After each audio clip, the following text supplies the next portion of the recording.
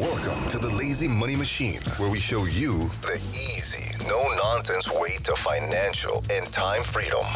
Today, I have a very interesting guest on the Lazy Money Machine podcast. Rodolfo Young is my guest. Hi, Rodolfo. Hello, Erik. Good to be here. Yeah, all the way from Bali, although for me, that's actually around the corner. I met Rodolfo last year. I came to visit you because you were introduced to me through a very good friend of mine, through Gabriel. And we had a conversation at your house in Bali, and that led to the invitation or the discussion of you coming on to the Lazy Money Machine podcast. I'm very intrigued by you. Even after speaking to you for 2 hours, I feel like I haven't even scratched the surface on what you have to share. So I think that's why we're back here speaking to you. And Rodolfo lives in Bali. He will speak about that. He lives the absolute lazy lifestyle that we all, envision for ourselves. And two very interesting facts about Rodolfo is he was a special forces soldier, Marine. What do you call it? Special Operations Army. Special Operations Army. And from that contrast, he recently, a couple of years ago, spent 2 years in silence, whereby he didn't speak to anyone for 2 years. He did communicate in other ways, as he will explain. But I think it's really interesting. He now runs a personal development business in Bali, and he'll share some about that as well. Welcome to the show, Rodolfo. Thank you again, Erik, and thank you for the wonderful introduction.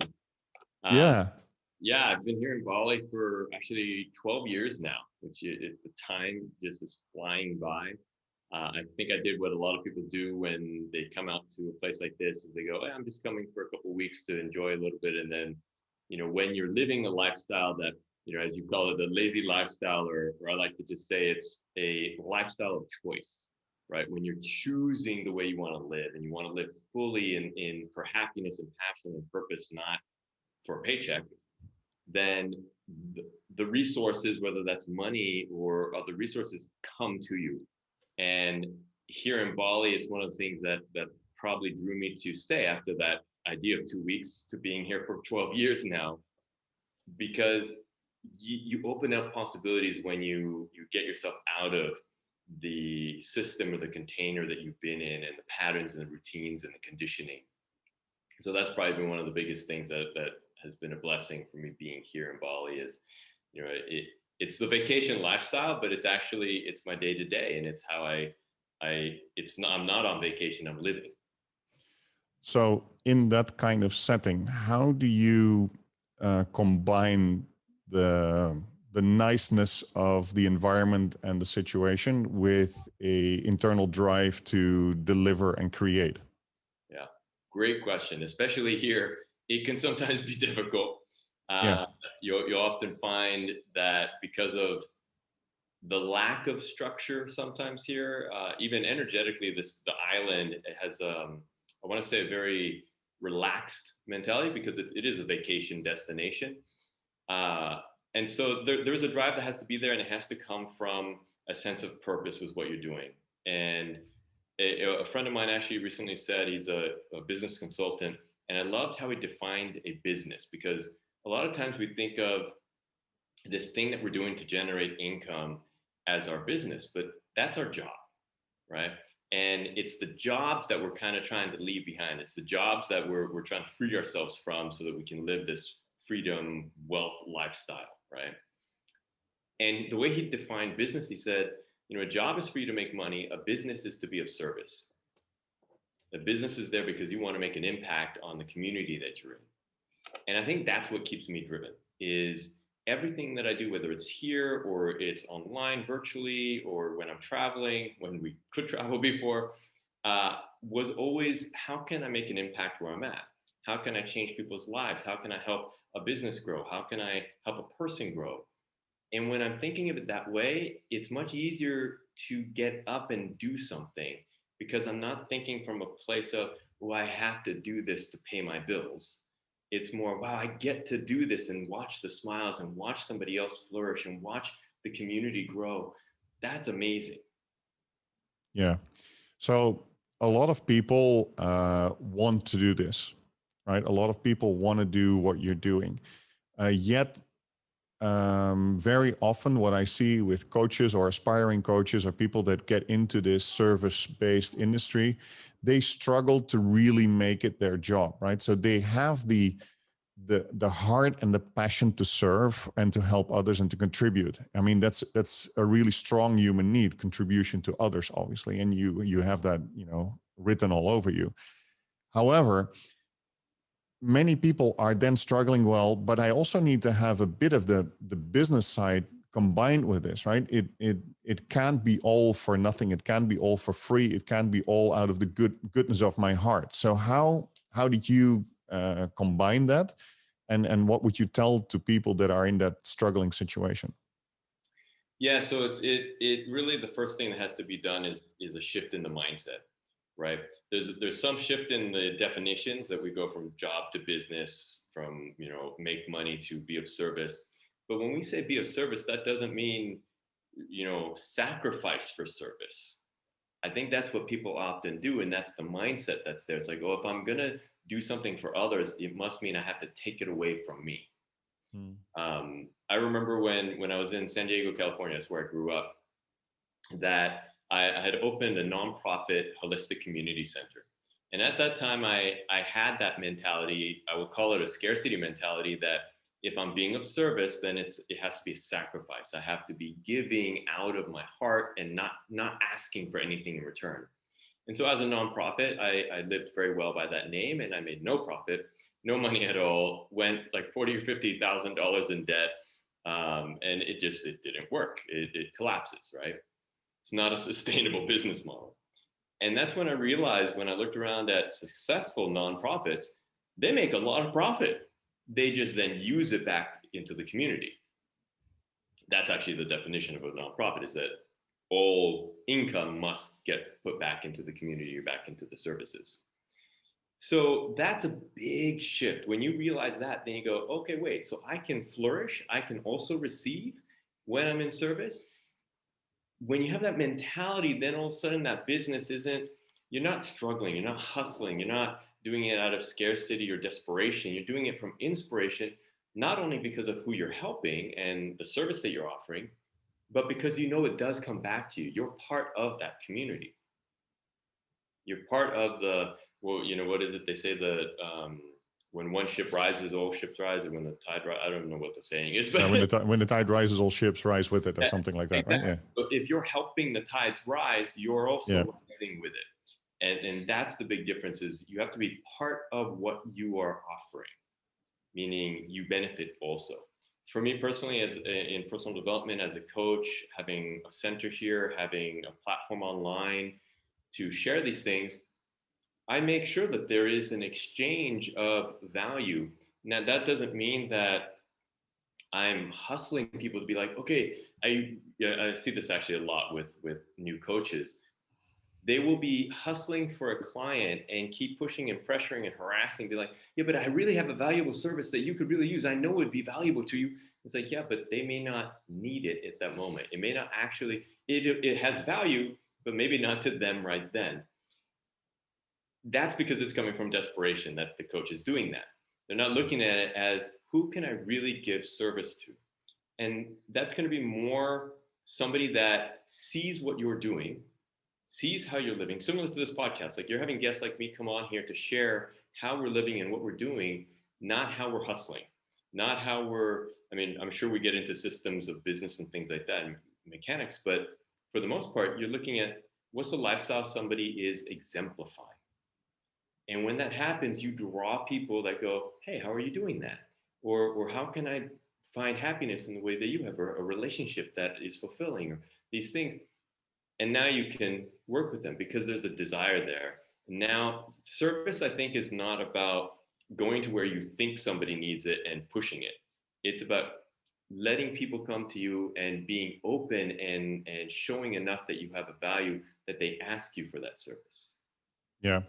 And that, in my view, requires investing in yourself, meaning you can't be of service to others if you're empty, right? And you can't be of service to others if you're struggling to get by and your money is a problem for you, because then obviously you're coming from the energy of scarcity. I need to make ends meet, and that's not a good energy to serve anyone, right? So you need to you need to serve yourself as well as serving others. And moreover, I think you need to serve yourself first before you can serve others, right? Yeah, I have you hit it right on the dot there. I have a saying that I often say in my talks, my public talks, that you must fill your own cup up first. Mm-hmm. And what that means is a lot of times we'll kind of get that idea and we'll be like, okay, you're right. I should do a little self-care and consider myself. And so I'll fill my cup up a little. Maybe even I'll fill it all the way to the top. And then now that it's at the top and I feel fulfilled, I'm going to lean and pour it out into my community, to others, my family, friends, things like that. And that's not the case. That's not what you want to do. What you want to do is fill your cup up, let it fill all the way to the top, and keep filling it. It's going to start to overflow. The overflow is what we call abundance. That's what automatically, naturally, because it's spilling out from you, goes into the community. Now, what a lot of people will do is if they have a mindset that is creating a hole in that cup, then even when it's overflowing, there's a feeling like they don't have enough. And so they're like scooping up the overflow. And no, none for nobody. I need it all, right? And that's where people keep hustling and hustling and hustling. Rather, if you do really focus on, okay, what do I need in order to be happy, to be fulfilled, to have the resources I need in money and time, energy, I need these things. Let me focus on that and let me fill myself up so much that I begin to overflow. And then I can be selfish, but I don't need to be greedy, right? Selfish is you take care of yourself. Greedy is you don't let any of the extra abundance go to anyone else. Yeah. It's a good analogy. I think you're spot on there. Was the 2 years in silence a way to fill your cup? I would say the 2 years in silence was a way to heal the cracks in my cup. Okay, so when did this happen, and why did you do it? I mean, it's pretty amazing. You didn't speak, and I know I spoke to Gabriel, our mutual friend who introduced us, and he was basically meeting you at some point during that period, and he said it was a very surreal experience. But on the other hand, apparently it was quite a magical experience as well. So can you share a little bit about, first of all, why at that point in your life decided to do that and what it did for you? Yeah.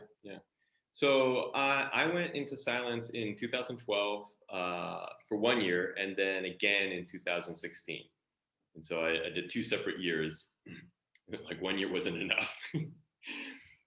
And I wish I could say that first time going into silence was because I had reached some enlightened epiphany that I wanted to go inward and all this. The truth of the matter was I was heartbroken. I was destroyed in my emotions, in my heart, in my confidence mostly. In 2011, so the year prior to me choosing to go into silence, that year started off as one of my best years ever. I had given a TEDx talk. I was negotiating with the governor of Bali on some amazing projects. Just everything was going my way. Things were amazing. And my partner at the time came and she put the cherry on top of the cake and she said, "I'm pregnant." And I remember my heart grew a few sizes larger when she told me this. I thought it was the most amazing, most beautiful possibility ever. And I thought, wow, fatherhood, that's why I'm here. Who cares about the TEDx talk? Who cares about all the clients? Who cares about any, success that I've had? I'm here to be a father. And it filled me with so much joy. And here's the thing. There's a physics to life. And that physics says that what goes up must come down. Now, that's not a bad thing. It just means we have to learn to fall with grace, because when it goes down, it also comes back up. It's a wave. That's how life functions. I had not learned how to fall with grace that year. And unfortunately, 3 months into the pregnancy, she miscarried. It destroyed our relationship and destroyed us just in terms of the loss, that sense of loss. But mostly for me, what it did, because I had put so much of my energy, so much of my, I would say, identity in this idea that, wow, fatherhood is the ultimate purpose of why I'm here, that when it didn't happen, it was like I failed my ultimate purpose. And because I felt that I had failed, I lost all my confidence, and everything else in my life just started going downhill. I started losing speaking gigs. I lost the whole deal with the governor of Bali. At the time, I was doing graphic design and some website stuff for people to create some platforms. And all of it just went downhill and collapsed. And so early in 2012, I started looking around. I looked at the situation of my own life. And knowing human nature, I thought, okay, human nature is to look outward, to externalize, to distract ourselves from what is going on, or to try to, hustle to fill the gaps. That's where desperation comes in. I didn't want to do any of that. I had some experience with silent practices. I had done several meditation retreats and things like that where you're in silence, and was already doing a lot of personal development myself. And so I went inward and I thought, I'm going to go into silence for a year and I'm going to see what happens. I'm going to see if I can go to a place within myself that doesn't hurt anymore, that doesn't feel like a failure anymore. And I went through that entire year. Towards the end of it, I checked back in and I was like, okay, does my heart feel whole again? And the answer resoundingly was, no, it still hurts. I was like, damn, this is not what I expected to discover. And that was when I had my greatest epiphany. And that's actually probably what shifted everything for me in my life. Is I realized that our purpose, our happiness, our success, our fulfillment of desires. So one of those would be to have a lazy lifestyle kind of thing. That none of that will happen externally. You're not going to find that in a discovery of something, of some great project or some great opportunity or business or landfall or whatever it is that comes towards you. You're going to find it by uncovering what's already there, because that happiness, that joy, all of that's already there. When you were a little kid, you didn't worry about all these other things. You were just happy. You saw a worm crawling and you were like, woo, and that happiness over the time as we grew into adulthood kind of got layered down, suppressed by, all the different stresses of life, ideas, beliefs, conditioning, mostly stories. And what I realized at the end of that year was that my heart feeling broken was a story. The events that happened and the pain happened, but the only reason I was still feeling hurt, the only reason I still felt like a failure was because I was repeating the story. Yeah. And so that was my big discovery is, okay, if I can let go of the story, then I can start to discover something new. And I think that's probably the first step in any change in our lives, especially if you're trying to change your lifestyle and the way that you're functioning. If you're in the rat race and you're trying to get into a freedom lifestyle, the first thing you need to do is understand, why are you in the rat race? What stories are you telling yourself? When you can get clear on that, you can let them go if they're not benefiting you. And just by doing that, all of a sudden you open space for new possibilities to happen. Yeah, I get that. Yeah, that was the reason for the silence primarily. Yeah. But so even though immediately after the practice you didn't feel the immediate effect, it had unleashed some deep understanding, I think, that came out after the period of time, right? Very much. What was the toughest thing in that year for you? Let's see. There was a few different things. People were actually sending me challenges to do like go and order something from a drive-through and things like that. Okay. I think probably one of the most challenging things was because I didn't retreat from society. I continued to do my job, which I'm a speaker and an author and a coach. And so, speaking, I had to get creative with visuals. As an author, that was easy. In coaching, it got really quite amazing because I developed that ability to listen even more. And just with like an eyebrow going up, I could signal to the client, like, yeah, I'm not buying your BS. Like, tell me what's really going on, But I think one of the biggest challenges was in that people would respond to me being in society in different ways. And for the most part, it was avoidance. And so there was a loneliness there and a sense of not being understood because I couldn't use my words to share an idea or share a part of my identity, really, is what would have been happening. And so if I was standing in a group and they were talking about something and there was some great thing that I was like, ooh, ooh, I could share my wisdom right now and be recognized in my knowledge and expertise. And I would just stand there quietly. Yeah. And so it was a humbling effect. It was the most challenging thing, but also one of the most valuable, because it allowed me to be humble. It allowed me to let go of a lot of ego and to come back into what was really valuable. And to tie this up, I actually used to do these really cool experiments with myself during that time. I would go and sit in a cafe, and I would go over to an area that nobody else was in, and I would sit down, and I would do nothing but maybe just like people watch a little, but I would just sit there and I would wait. Now, obviously, I'm not expressing, I'm not putting a sign up or anything, and I would wait to see how quickly the area around me would fill up with people. And every single time, even though there were spaces elsewhere in the cafes, the people would gravitate to where I was sitting and sit near me. And what I got from that was, we are enough just in our presence. We don't have to be trying to do so much. We don't have to try to be an identity. When we really accept that, then great possibilities, great energy, and potential happens, which allows you to choose whatever you want in your life. Yeah. That's pretty cool. Also, I think the you sitting in silence, it's sort of you listening, right? So it's the same as listening, right? You're receiving others to come to you instead of you trying very hard to broadcast, whatever you intend to do, right? Exactly. And it goes back to what I Yeah. was sharing earlier about how you would build a business where you're not hustling, but where you're magnetizing people to you. Yeah. So then 2016, you did it again. Was it different, that experience?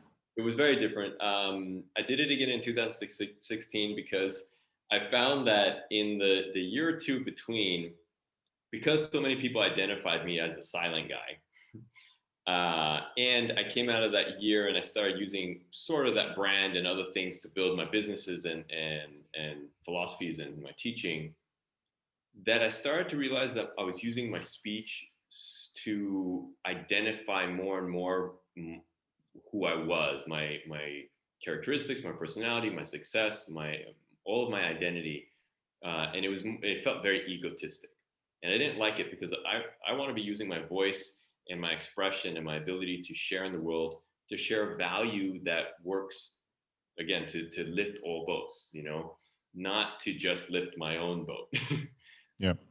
And so what I did was I went back into silence so that I could watch what wanted to come up. I could notice and have a gap, a pause of when I wanted to express something and be like, is this a value to everyone, or is this just me wanting to be recognized because of some insecurity? And if it was the latter, I would let it go. If it was something that was a value to others, I would find a way to express it, even if it was that I had somebody else express it. Maybe I would tell them to share something by writing it down. Okay. Yeah, very interesting. So today you mentioned that we wanted to speak about compounding, and this is quite interesting. So the first question relating it back to this silence experience is, if you do things for the second time, is that also a compounding effect? So do you think that the second year you did this silence, it's sort of layered on top of your first year of doing this? And if so, can you explain a bit how that works? Yeah. So when we think of compounding, at least the way I think of it is, you're building upon the experience, the strength building, the stamina, the endurance. You're building on top of something, right? And that's why it can increase exponentially. It becomes a curve rather than just like a stacking. In that way, the first year in silence, it was like I was having to go through all the learning processes, all sorts of trial and error to understand how to navigate the world. When I went into it the second year, I already knew a lot of things. I literally actually, at the beginning of the second year, I had got an iPad and I made a whole bunch of images that had like a nice image, and then it would say a little something about my silence, and it was my FAQ, because I knew from the first year that people would constantly ask me the same questions, and I would have to either write it down or make miming gestures to express stuff. And so I went into silence for this reason. This is how long I'm going into silence. This is what I do as a job. This is some of my big epiphanies from the silence, things that I knew people were going to ask. And literally, when I would meet somebody for the first time and they'd be like, wow, you're in silence? That's crazy. And they'd start to ask the question, I just hand them the iPad. Okay.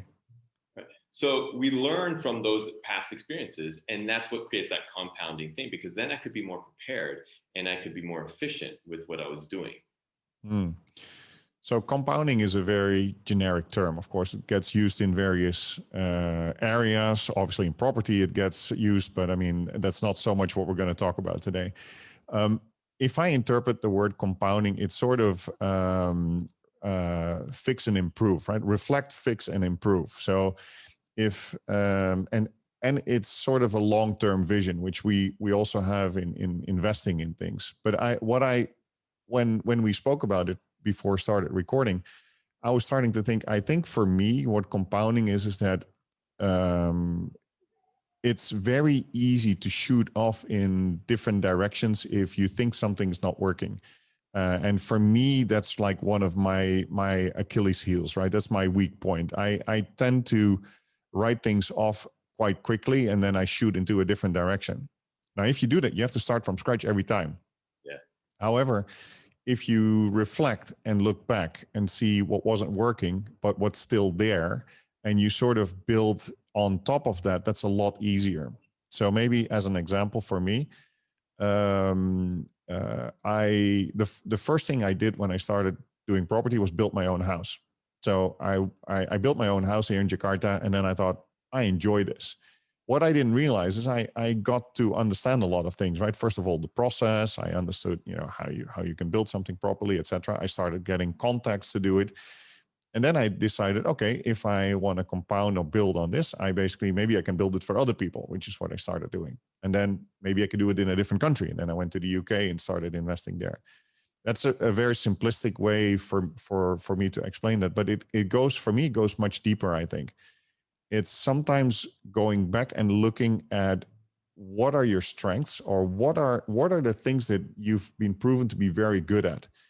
And how can that be put to good use for the world, right? And it's maybe a bit of a holistic view on it, but instead of thinking, oh, I failed at this, right? I failed at a certain thing. It's not really you failed at that. It basically was maybe not a good match between what the market wanted and what you actually were offering. But it doesn't mean that the underlying skills and capacities cannot be put to good use for something similar, right? Something related to it. Okay, that's sort of what came up when you were mentioning we want to talk about compounding. Maybe you can talk a little bit about how you see it, and especially maybe in personal growth and in how you develop as a person. Yeah. I love the way that you just defined it. And I really love the fact that you included, compounding is not just doing the same thing over and over, or stacking stuff on top. It's you improve it. And so it's this reflection and then improve it and then do it again. Reflection and then improve it and then do it again. That improvement part, that feedback loop is so important. And if you look at, mathematically, you look at compounding, and I saw, I think it was an Instagram post recently, and I really liked it. It said the value of $1 doubled 20 times, like over. And so it went from, you double the value of $1. So you go $1 plus $1, $2. And then you double it. So $2 plus $2, $4. $4 plus $4. So you're doubling whatever you've got every single time. And they did that 20 times. And just doing it 20 times, starting with $1, it was over $1 million. And this concept, for most people, our brains don't know how to fathom that. They're like, wait, how can you go from $1 and just 20 times doubling it get to $1 million? Well, because there was an improvement. You didn't go, okay, $1 plus $1 made $2. Now I'm going to add again just $1. No, now you added two, because you improved the process. You added something more to it. A different way to put this, if it's more in personal development, let's say it's for physical fitness. If you go to the gym and you start off and you can do only 5 push-ups. Okay, so now you consistently do 5 push-ups every day for the next month. By the end of the month, those 5 push-ups should be very easy for you to do. If you only continue to do 5 push-ups, you're not really building anything. You're just checking it off the list. But now, because those 5 is easy and you've built muscle, why not do 10? Why not do 15? Why not do 20? And keep increasing it. And all of a sudden you're doing 50 push-ups easily. because you keep building upon what you set up. Now, an important thing within that is to realize the first phase of any compounding curve is going to be a long stretchway before it looks like it's rising. But once it starts to rise, it's exponential. And so the gym analogy is a perfect one, because you might start with the 5 push-ups, and it doesn't mean that the very next day you can go up to 10. It doesn't mean that a week from then you can go up to 10. Maybe you have a long way to go before that feels easy to you. But as soon as it feels easy, then take it to the next level. And that's similar to what you did. You built your own home, you had set it up, you learned all these things. I'm sure there was some struggle and challenges in that. But then once you were done, you're like, oh, okay, now I know how to do that. What's the next level? You didn't just go make the same house again. Yeah. There's a few things that came up for me that that I've learned in the last year, and that I wanted to throw into the mix, and maybe you can respond to that.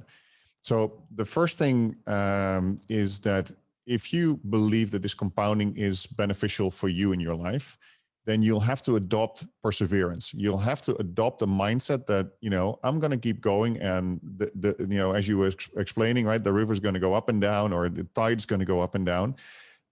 Tide going down doesn't mean you're failing. Tide going down still means you're compounding, because you're experiencing failure, you're experiencing what doesn't work. And if you keep your, you know, if you keep your boat in the right place in the tide, it will go back up when things are getting better. So I think perseverance, I think, is really important. And the other thing that I wanted to add here is how we learn. Our mind, the time that our brain is building myelin, and myelin is basically used to cement neural connections in our brain for how we do things. The point where most of the myelin is built is at the point of frustration. So if you're going through a learning path, if you're going through things that are difficult, are hard, are tough, are tiring, are whatever it is, and you feel frustration, that's the time to celebrate. That's the time that your brain is actually building the neural channels that you actually need to get to the point whereby it's not difficult anymore, and these kind of things become unconsciously competent at that particular thing that you're trying to do. So those two things I wanted to add, and maybe you have a view on that. So perseverance, keep going at things, and also embrace frustration, because frustration is the point whereby actually your body is physically changing, and it's really important to push through frustration.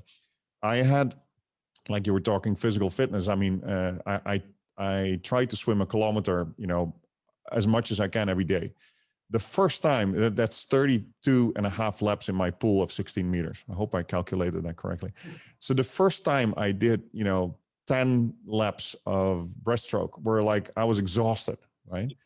But you have to keep going back into the pool and keep doing it. And as you mentioned, you know, like with push-ups, with anything physically, your body, if you look at nature and if you look at your body, you know, and if you look at how your body builds on top of things, how your body compounds, this is true for anything you do, right? So I totally relate to your story. So maybe you can add a little bit to these 2 points, the perseverance bit and the frustration bit. Yeah, I love that. The perseverance is actually very, very important. If like you said earlier, that one of your challenges is that, you know, you'll start something and then you'll kind of turn from it as soon as it doesn't seem like it's really working. Yep. There has to be this knowledge that that beginning stretch of any curve looks like nothing's happening, because it's you're literally building, but then at some point it's this critical moment. It's a tipping point where boom, you just take off. There's actually a great quote or story by a motivational speaker named Les Brown, where he talks about Chinese bamboo. And he says, you know, Chinese bamboo, it will grow under the ground. Like, it doesn't actually sprout for about, let's say, 7 or 8 years. My numbers might be off, but it's about 7 or 8 years that it doesn't even break the soil. But then when it breaks the soil, within a few weeks, it shoots up to several feet high. Now, some people would be like, wow, this is the fastest growing bamboo. It you know, in just a few weeks, it shoots up. It's like, no, it took several years, but that last bit is when it had exponential growth. And so we have to remember that there's almost this incubation period, or this period of laying down the groundwork and the foundation so that you can actually stride along it. That perseverance is during that period, is to realize you are moving in a direction. And that's where what I like about this topic, and especially for the theme of your podcast, where it's, the lazy lifestyle. A lot of times when we think about trying to reach success and we look at the mountaintop and we're down at the foothill and we're going, well, that's just too much work. But it's not too much work to take one step at a time, as long as you know you're going in the direction that you want. So that's that compounding effect, is like, just start taking the steps and don't worry if you're getting there yet, because that'll happen and it'll compound. So it'll go faster and faster, but just take the steps. And that's all you have to worry about. That's what makes it the lazy lifestyle. Is you literally, for instance, let's say you're a social media influencer, and that's where you're making your income and setting up your lifestyle. Well, you just have to make sure you put at least a post or two up a day. It doesn't mean that you have to have 1 million followers in 1 week. It doesn't mean you have to be engaging with every single one of them through every day. It just means 1 or 2 posts a day. Stick to that.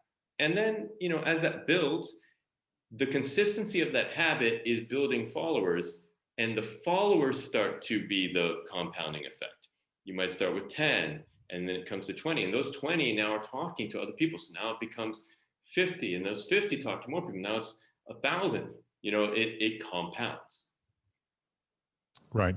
Can you maybe share a story where you have experienced this compounding effect in your own life? Sure.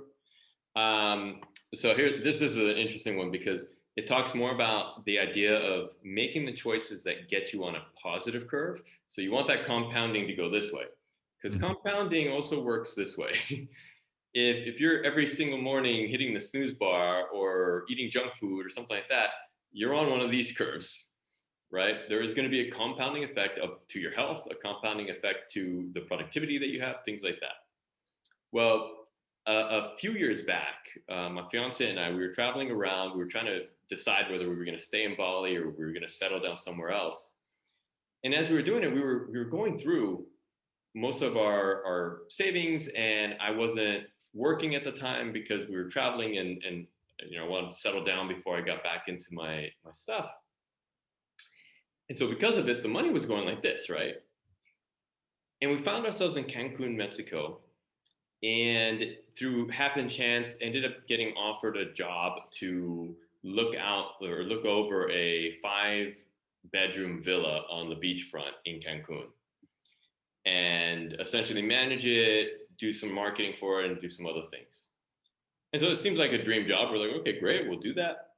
It turned out to be quite the experience. A lot of challenges, different kind of culture. There was a lot of issues with the villa as far as utilities. We actually went without like water and electricity a few nights.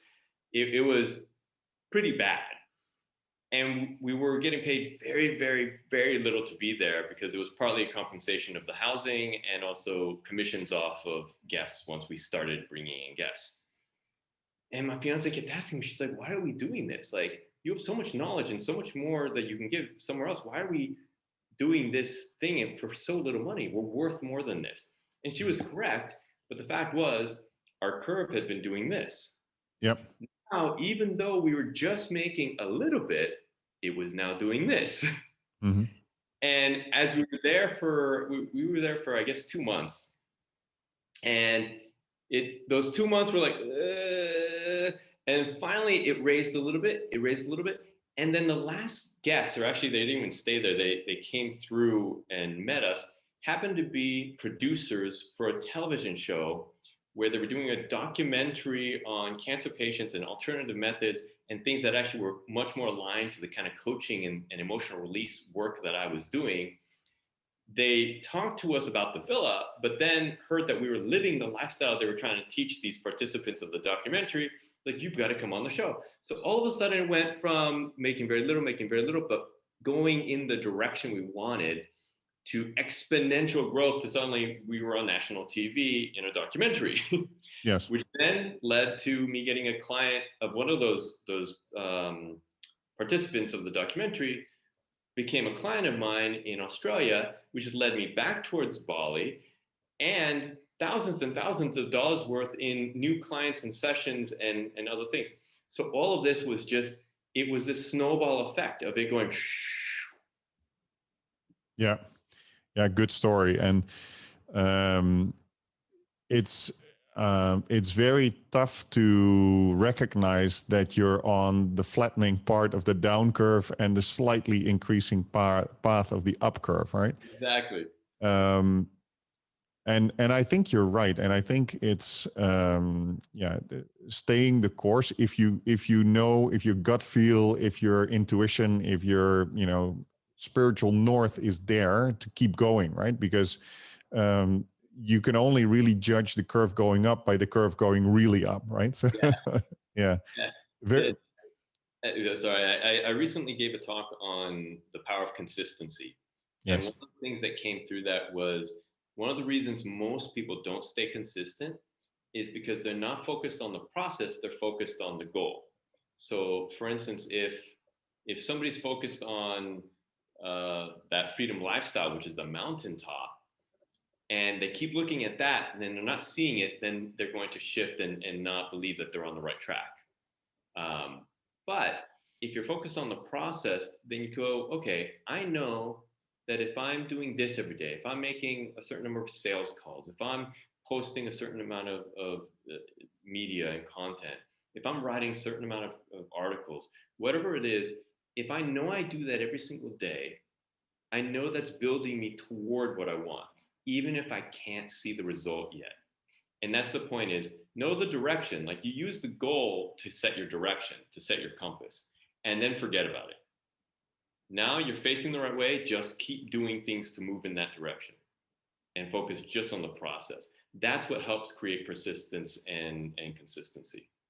yeah. And the other thing with that is, I think if you keep moving, course corrections will be more likely to come your way instead of you stopping and starting all the time, right? Because basically the analogy would be, maybe you're in a crossroad with 7 roads and you keep going into every single road, right? But it's much better to go down one and take a turn while you're at it, right? Yes. And these kind of opportunities, I think, are also part of this. I mean, I believe that if you set the right intention, and if you envision where you really want to go, the road you're on might not be 100% the correct road, but by keep doing what you're doing, and by keep setting the intention of where you want to go, the right turns will show up, and the right people will come in your life to help you going where you need to go, right?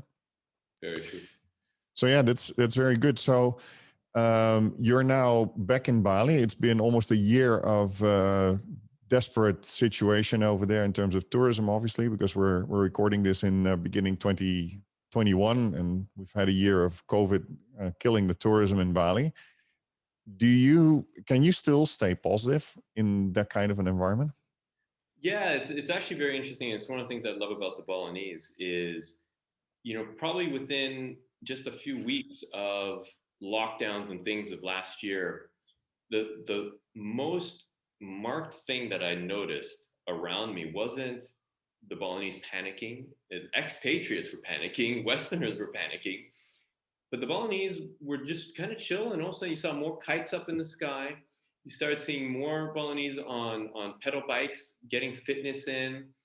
They were returning to nature. You saw them pivot and start doing farming.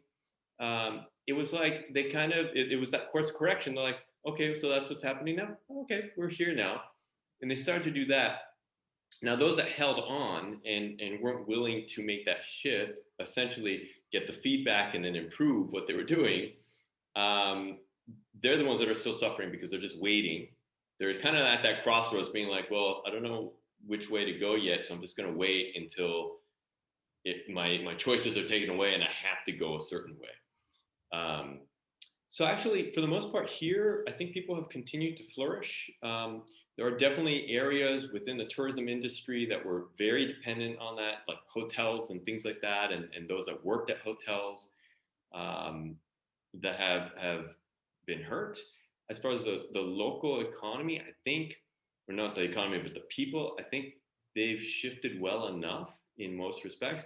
But as an expat and as a business owner here, for me, it was really looking again at pivoting and saying, okay, well, my main thing was as a speaker. I used to travel to Singapore and Australia primarily and go give talks and then come back here. I couldn't do that anymore. So I pivoted into virtual speaking and doing things online and creating an entire online platform with the Brilliant CDU, where I'm able to share my personal development with more than just an audience in person, but now with thousands of people all the time. Yeah. You also mentioned that you have plans to build a physical training center in Bali, which I think is quite interesting. I had a bit of a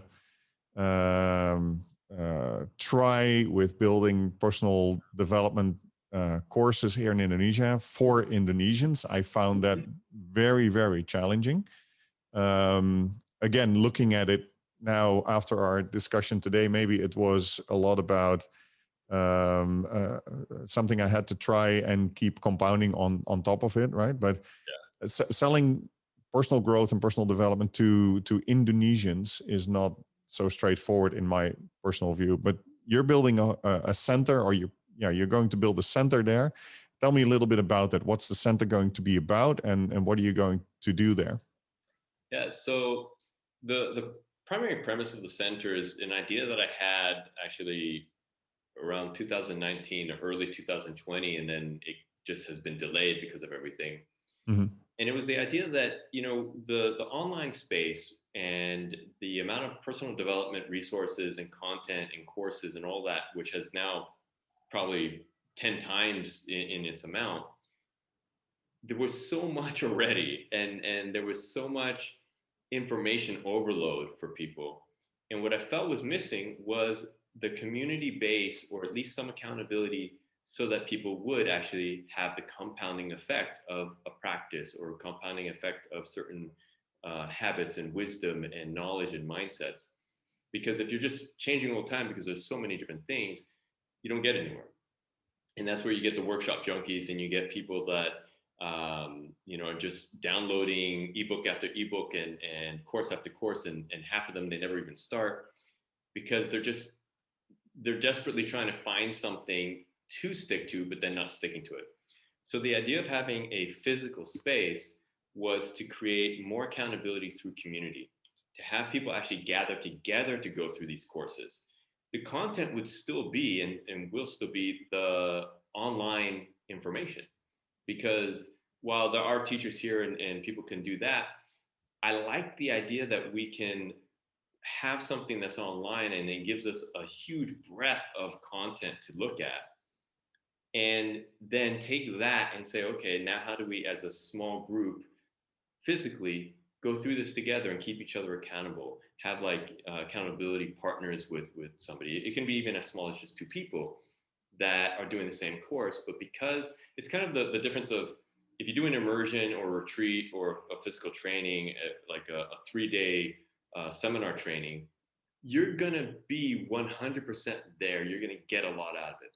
But let's say that exact same seminar training is put up on an online course and you can take it at home at your leisure. Mm-hmm. You may never open it. And even if you do, you might open it and do like the first module, and then you get distracted because something's going on over here. And like 4 days later, you're like, oh yeah, I got to get back to that, right? There's no consistency for the compounding effect. So that's really the idea of having a physical center, is to create these focus groups and study groups where people can actually get stuff done and have partnerships within that. Okay. You're in Ubud, right? So Ubud is in the center of Bali, mostly known for yoga retreats, spirituality retreats, meditation retreats. Is this a bit of a counterbalance where you're focusing more on personal growth, personal development, or am I seeing that the right way, or is it the wrong interpretation? I would say it's a complementary balance, maybe not so much a counter. A lot of the retreats and the yoga and this and that's part of personal development. That's part of the physical. But yeah, I do see that there is a massive gap and lack of mindset training, helping people develop the processes within, the awareness, the mindfulness, so that when they're, let's say, for instance, if somebody's not very mindful or physically aware of themselves, and they go and they're doing a yoga practice, they might be doing it wrong, and great, they're cultivating the wrong poses for years.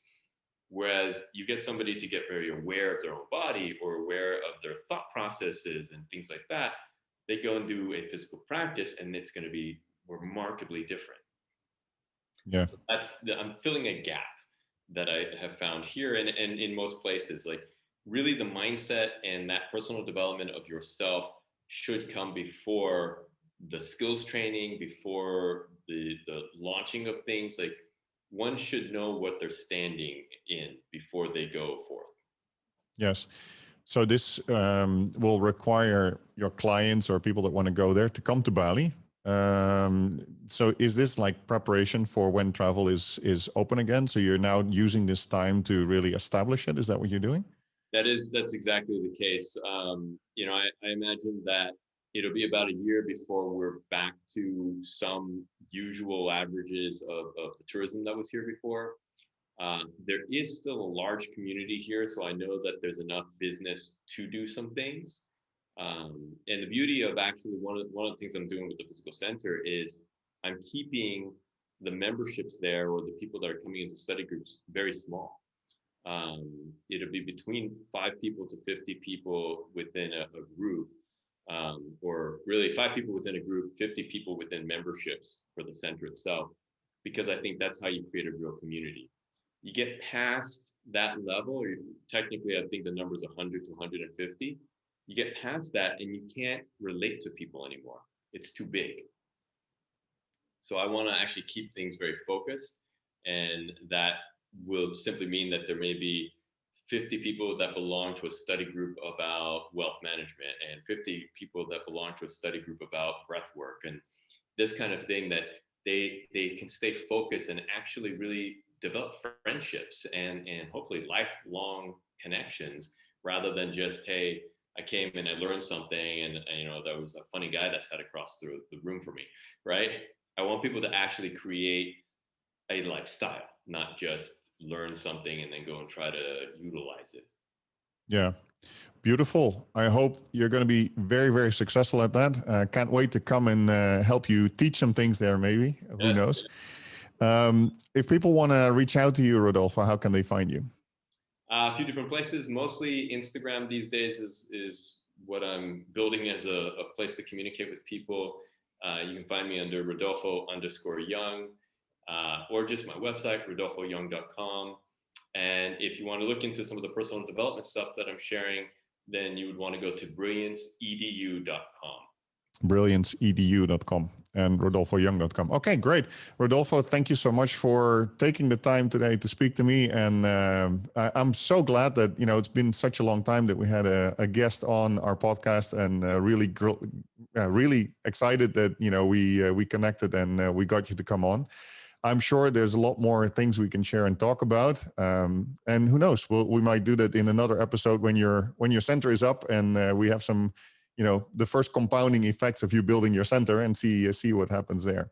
Again, thank you so much for taking the time, Rodolfo, and I wish you all the best. You're welcome, Erik. Thanks for the opportunity. You've been listening to The Lazy Money Machine. Find out more at lazymoneymachine.com.